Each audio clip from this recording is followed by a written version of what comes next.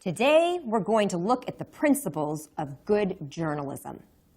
As we all know, there are many different media sources: newspapers, magazines, TV, radio, the internet.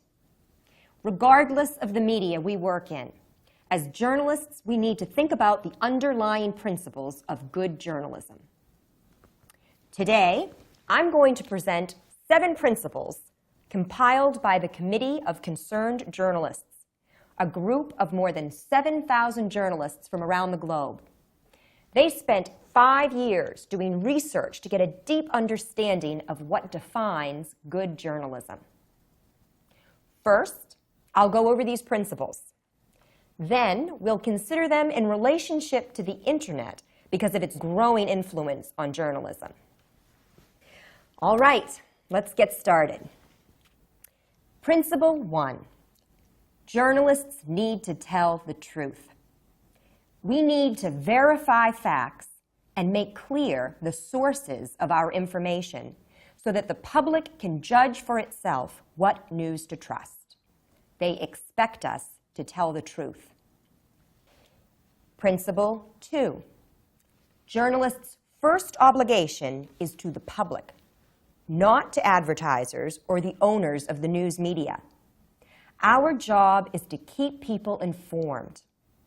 Our news stories shouldn't be biased toward the political views or political interests of the owners or sponsors. Principle 3. Journalists need to be independent and objective.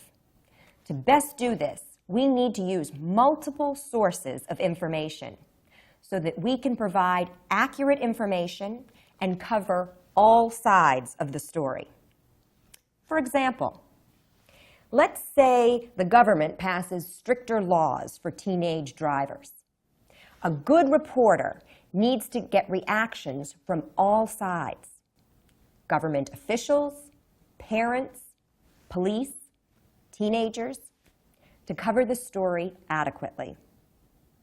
Otherwise, the story may be one-sided. Principle 4. Be watchdogs. We must provide the public with news about important government actions that affect them. For example, a decision to raise taxes. In a democracy, citizens need to know they can rely on journalists to let them know what's happening in government. That takes us to Principle 5. A journalist must be a good storyteller. We must ask ourselves what news is most relevant to the public, and then tell our news stories in an interesting way. The committee calls this storytelling with a purpose. Principle 6. Every journalist needs to be honest and have a sense of ethics and responsibility. We need to think for ourselves and take a stand for what we believe in, professionally speaking. But this is sometimes difficult to do, especially if the company we are working for encourages or discourages coverage of a particular issue. Principle 7. Keep the news balanced. Cover both good and bad news in order to provide a complete picture of what's going on in the community. People want to know about terrible crimes, but also about successful literacy programs and great concerts. Now I want to turn to the role of the internet. No one in journalism can dispute its impact. Back when I started out as a journalist, there was no internet, which you probably find hard to imagine. Let's look at some of the ways it has changed journalism. First is how most journalists conduct their research. According to the executive director for the Committee of Concerned Journalists, the internet has given journalists huge opportunities to cover more stories and to cover them in a different way than traditional media have done. Different indeed. These days, many reporters rarely leave their offices. They use the internet, email, and the phone instead of conducting live interviews or going to the scene of the event. Another impact of the internet has been an increased number of the official news outlets in the form of websites.